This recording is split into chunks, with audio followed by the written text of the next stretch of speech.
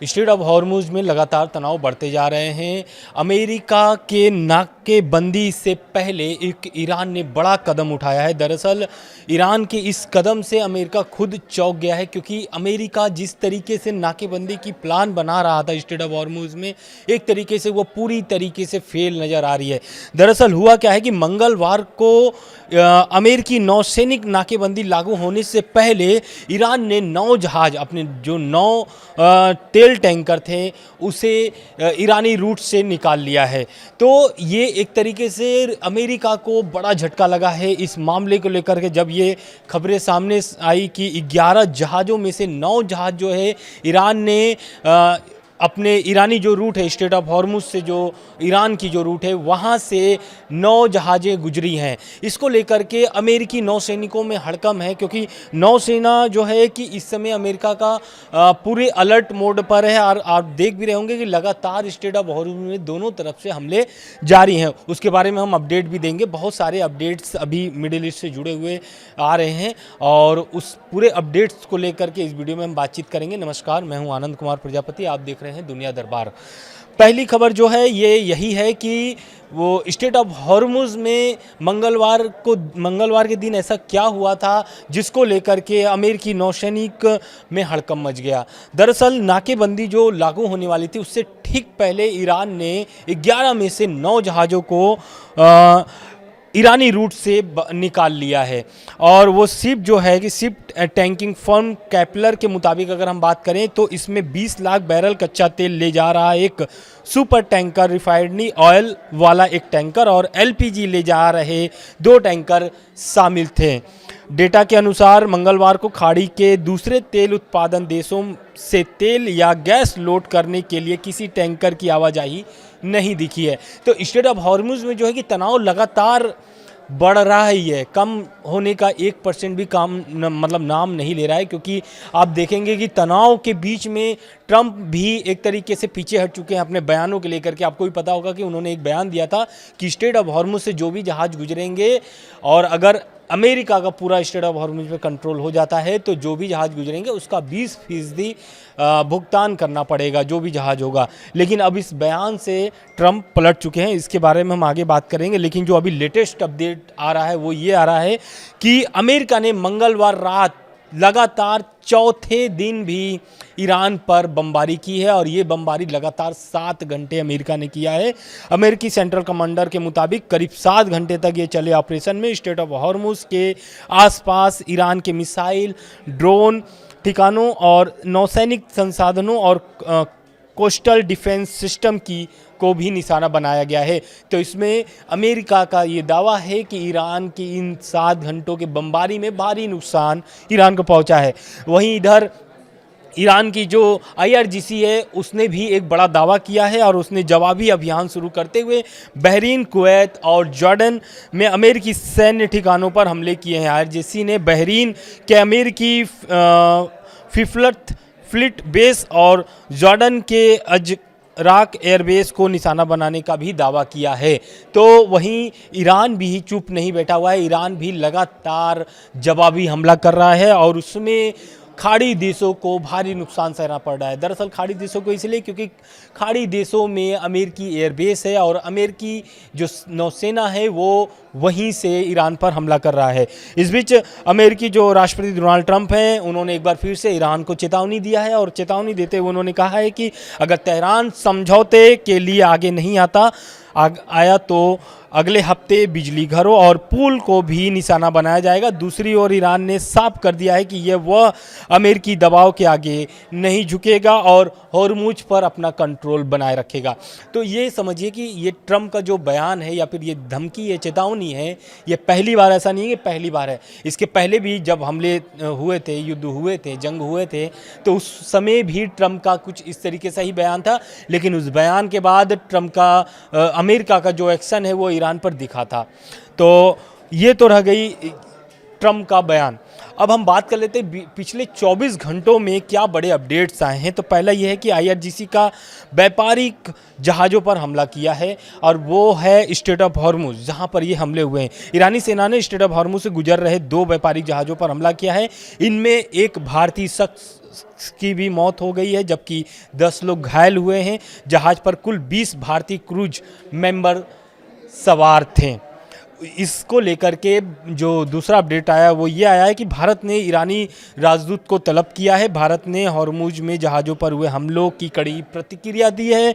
विदेश मंत्रालय ने नई दिल्ली स्थित ईरानी दूतावास के उप प्रमुख डिप्टी चीफ ऑफ मिशन को तलब कर भारत का कड़ा विरोध दर्ज कराया है। वहीं समंदर में भारत से जुड़े 11 जहाज भी फंसे हुए हैं।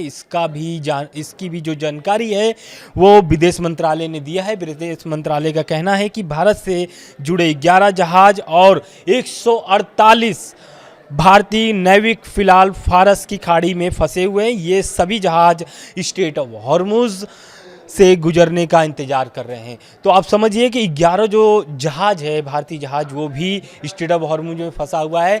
किन वजहों से? सिर्फ और सिर्फ अमेरिका और ईरान के इस तनाव के कारण। वहीं रह गई चौथे अपडेट की, तो ट्रंप, जो मैंने जैसा कि आपको बोला था कि स्ट्रेट ऑफ हॉर्मुज को लेकर के जो ट्रंप पैसा वसूलने की बात कर रहे थे, उससे अब वो पीछे हट गए हैं। कारण भी अब हम आप बताएंगे कि उन्होंने पीछे हटने का फैसला क्यों लिया। तो ट्रंप ने स्ट्रेट ऑफ हॉर्मुज से गुजरने वाले जहाज़ों पर 20% टैक्स लगाने का अपना फैसला वापस ले लिया है। उन्होंने मिडिल ईस्ट के नेताओं के साथ बातचीत के बाद ये फैसला लिया है। दरअसल ट्रंप का कहना है कि ये जो मैंने बयान दिया था कि स्ट्रेट ऑफ हॉर्मुज में हम कोई भी अब फ्री फंड में काम नहीं करेंगे, जो भी अगर कंट्रोल हो जाता है स्ट्रेट ऑफ हॉर्मुज में तो उसका भुगतान करना होगा, जो भी जहाज जाएगा 20% का भुगतान करना होगा। और उसका कारण यह है कि वहाँ पर अमेरिकी सेना तैनात रहेंगे, और अमेरिकी सेना अगर तैनात रहेंगी तो उसके खर्च अमेरिका उठा रहा है, तो अमेरिका उसके लिए पैसा वसूलेगा। लेकिन अब उस वसूली वाले मामले पर ट्रंप ने एक तरीके से पीछे हट गए हैं, और उनका ये कहना है कि हम ये जो भुगतान की बात कर रहे थे या फिर पैसा वसूलने की बात कर रहे थे, अब ये जो भुगतान है हम खाड़ी देशों के माध्यम से करेंगे। खाड़ी देशों से एक व्यापार करेंगे, व्यापार के माध्यम से अब इस पैसे को हम एक तरीके से भरपाई करेंगे। पांचवा सबसे बड़ा अपडेट ये है कि हॉर्मुज के में जो है कि जहाज़ों की जो आवाजाही है सबसे कम हो गई है। अब तक का सबसे जो बड़ा अपडेट आ रहा है वो यही आ रहा है कि पहली बार ऐसा हुआ है कि स्ट्रेट ऑफ हॉर्मुज खाली नज़र आ रहा है। नहीं तो जहाज़ों की आवाजाही के कारण वहाँ पर हमेशा एक तरीके से जहाज़ों का बेड़ा जो है कि दिखता रहता था। लेकिन स्ट्रेट ऑफ हॉर्मुज जो है कि मंगलवार को सिर्फ 4 जहाज गुजरे हैं। 17 जून को अमेरिका और ईरान के बीच हुए समझौते के बाद यह सबसे कम शिप ट्रैफिक है। तो जो शिप ट्रैफिक है वो सबसे कम नज़र आ रहा है यहाँ पर स्ट्रेट ऑफ हॉर्मुज में। अब हम बात कर लेते हैं कि जो सीज फायर हुआ था वो टूटा था, तो क्यों टूटा था? क्योंकि आपको भी पता है कि जब 3 जुलाई 2026 को आयतुल्लाह अली खामनेई का अंतिम संस्कार शुरू हुआ था, तो उस दरमियान ये लग रहा था, पूरी दुनिया को ये लग रहा था कि ईरान और अमेरिका के बीच सारा कुछ ठीक हो चुका है। लेकिन बीते कुछ दिनों से आप देख रहे होंगे कि उनके अंतिम संस्कार के बीच में ही ईरान अमेरिका में फिर से झड़प शुरू हो जाती है, और ट्रंप खुद सीज फायर तोड़ने का बात कहते हैं। यानी वो खुद कहते हैं कि लग रहा है कि सीज फायर टूट चुका है। और इसका कारण सिर्फ और सिर्फ मैं आपको 4 पॉइंट में बता दूंगा कि क्या कारण रहे हैं। तो पहला पॉइंट है वो ये है कि स्ट्रेट ऑफ हॉर्मुज में टकराव जो है वो एक बड़ा कारण है। दुनिया के करीब 20% जो कच्चे तेल की सप्लाई होती है वो इसी समुद्री रास्ते से होती है। अमेरिका चाहता है कि यहाँ जहाज़ों की आवाजाही बिना किसी रोक टोक जारी रहे, जबकि ईरान इसे अपनी सुरक्षा और संप्रभुता का मामला मानता है। एक तरीके से ईरान का कहना है कि ये हमारे लिए परमाणु शक्ति है स्ट्रेट ऑफ हॉर्मुज। दूसरा पॉइंट, परमाणु कार्यक्रम पर मतभेद। तो अमेरिका चाहता है कि ईरान यूरेनियम संवर्धन पर सख्त रोक लगाए। ईरान अब इसे अपना वैध अधिकार बताकर मानने से इनकार कर रहा है। यानी कि ट्रंप या फिर अमेरिका जो भी शर्तें रख रहा है उसे वो ईरान इनकार कर दे रहा है, खारिज कर दे रहा है। चौथा, आर्थिक प्रतिबंधों पर खींच तनाव, क्योंकि आपको भी पता है कि देखिए ईरान पर आज से नहीं काफ़ी सालों से प्रतिबंध लगे हुए हैं, उसके कारण से उनका अर्थ जो व्यवस्था है वो पूरी तरीके से चरमराई हुई है।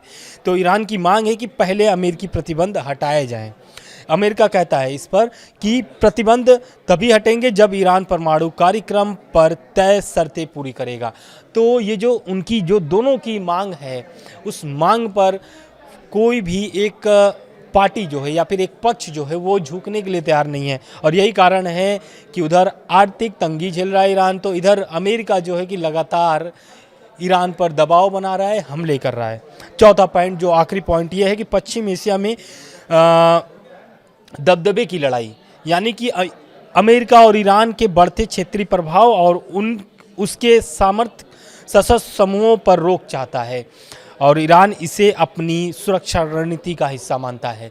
तो कुल जमा ये है कि ईरान जो है कि अपने हक की बात कर रहा है और वहीं ट्रंप जो है उन पर दबाव बनाना चाहते हैं। उनको ट्रंप का कहना है कि ईरान जो है कि परमाणु कार्यक्रम पूरी तरीके से निरस्त कर दे, बंद कर दे, खत्म कर दे परमाणु कार्यक्रम को अपने, वही स्ट्रेट ऑफ हॉर्मुज खाली कर दे, जैसे पहले था वैसे कर दे। दूसरा कि जो आर्थिक प्रतिबंध है ईरान पर वो पहले हटेगा, तभी ईरान कोई भी बात करने के लिए तैयार होगा।